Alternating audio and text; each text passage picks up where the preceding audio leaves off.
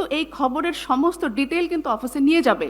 এখন নিয়ে যাওয়ার পরে সেই অফিসের পলিসি কি হবে, কোন রাজনৈতিক দলকে খুশি করতে হবে কিনা, কোন রিফর্ম কমিশনের সাথে আমাকে এটা কথা বলে এই নিউজটাকে এইভাবে টার্ন করতে হবে কিনা, প্রশ্নটা সেখানে। কিন্তু আপনারা কিন্তু প্রশ্নটা নিয়ে আসেন যারা সামনে কাজ করছে তাদের উপরে, কোনো প্রতিষ্ঠানকে বলছেন না, মালিককে বলছেন না যে তোমার প্রতিষ্ঠানের এই জবাবদিহিতা তৈরি করতে হবে। বলেছেন কখনো? বলেননি।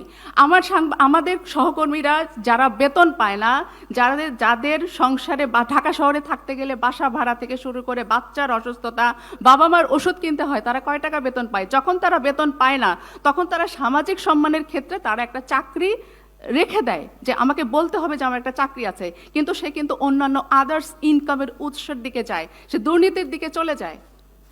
তাহলে এই যে প্রাতিষ্ঠানিক সক্ষমতাটা আনবে কে?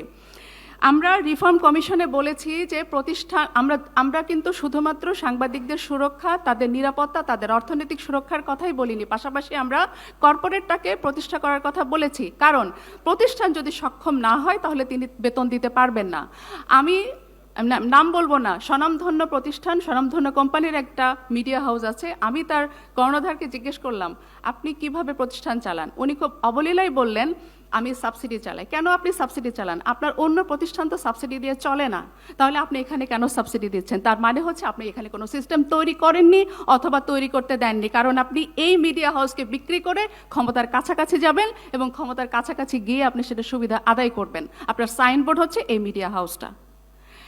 সরকারকে আমরা বলেছি যে যখন আপনি সাংবাদিককে টাকা দিতে হলে প্রতিষ্ঠানকে সক্ষমতা আনতে হবে। শুধু প্রতিষ্ঠানের সক্ষমতা কিভাবে আসবে? সরকারের কাছেও কিন্তু অনেকগুলো অনেকগুলো সমস্যা আছে। যেমন সরকার তাদের বকেয়া যে বিজ্ঞাপনের টাকা, সেই বিজ্ঞাপনের টাকাটা ঠিকমতো দেয় না।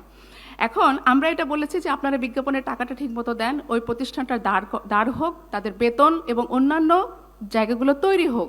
এখন মালিকরা এই রিপোর্টটা সাবমিট হওয়ার পর মালিকরা সরকারের সাথে বিজ্ঞাপন নিয়ে নেগোসিয়েশন করছেন, তাদের মিডিয়া লিস্টিং নিয়ে নেগোসিয়েশন করছেন, কিন্তু আমার কোনো সাংবাদিক ভাই বোনেরা কি মালিককে গিয়ে বলেছেন যে ভাই বা স্যার আপনি যে আপনার মিডিয়া লিস্টিং এবং সরকারের সাথে বিজ্ঞাপনের এই বিষয়টা নিয়ে নেগোসিয়েশন করছেন, তাহলে আমাদের বেতনের কি হবে? রিপোর্টে, আমাদের রিফর্ম কমিশনের রিপোর্টে তো বেতনের কথাও বলা হয়েছে, আমাদের সুরক্ষার কথা বলা হয়েছে। এই যে সাংবাদিকরা যখন স্পটে যায় তখন কিন্তু তাদের কোনো নিরাপত্তা ভেস্ট থাকে না, এবং তার জন্য তারা যে মাইর খায়, এই মাইর খাওয়ার পরে অফিসে গিয়ে আমি জানি না কয়টা অফিস তাদেরকে প্রাথমিক চিকিৎসার জন্য এই আলাদা টাকাটা দেয়। আমি দীর্ঘদিন কাজ করেছি, আমার তো একে তো আমি মেয়েদেরও অনেক ধরনের প্রবলেম থাকে, অনেক ফেস করতে হয়, অনেক স্ট্রাগল করতে হয়, অনেক যুদ্ধ করতে হয়।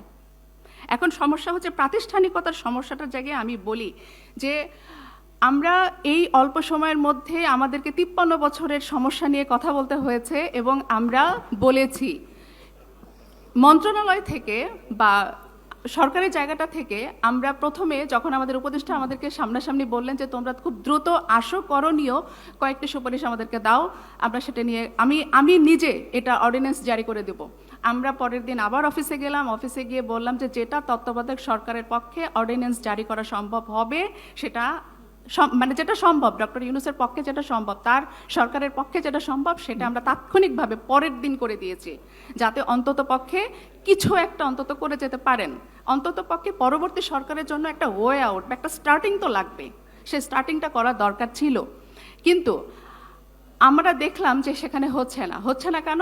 সেই যে প্রাতিষ্ঠানিকতার সমস্যা, অর্থাৎ আমরা যে আমলাতন্ত্রটা গত 53 বছর ধরে তৈরি করেছি, আমরা যে মাইন্ডসেটটা তৈরি করেছি, যে মাইন্ডসেটটা নিয়ে আমরা কখনো কোনো কাজ করিনি, যে মাইন্ডসেট চেঞ্জ করার জন্য আমরা কোনোদিন কোনো ইনভেস্ট করিনি, সেই মাইন্ডসেটই প্রবলেম। আমি সংশ্লিষ্ট সবাইকে বলবো যে প্রতিষ্ঠান সক্ষমতা এবং জবাবদিহিতার জন্য আপনাদেরকে সেই শুরুতে একদম গোড়ায় যেতে হবে, যে প্রাতিষ্ঠানিকতা তৈরি করা, রাজনৈতিক স্থিতিশীলতা তৈরি করা, এটা অত্যন্ত প্রয়োজন। না হলে আমরা 365 দিনে শুধু অর্থনৈতিক উন্নয়ন বা অর্থনীতির এই যে বিষয়গুলো, হয়তো বাংলাদেশ ব্যাংকের গভর্নর কিছু তাৎক্ষণিক কৌশলে স্ট্র্যাটেজিতে তিনি হয়তো অর্থনীতিকে কিছু টাকা তিনি বাংলাদেশে ফেরত আনতে পেরেছেন, কিন্তু আমি জানি না তিনি বাংলাদেশ ব্যাংক বা ব্যাংক সংক্রান্ত কাজ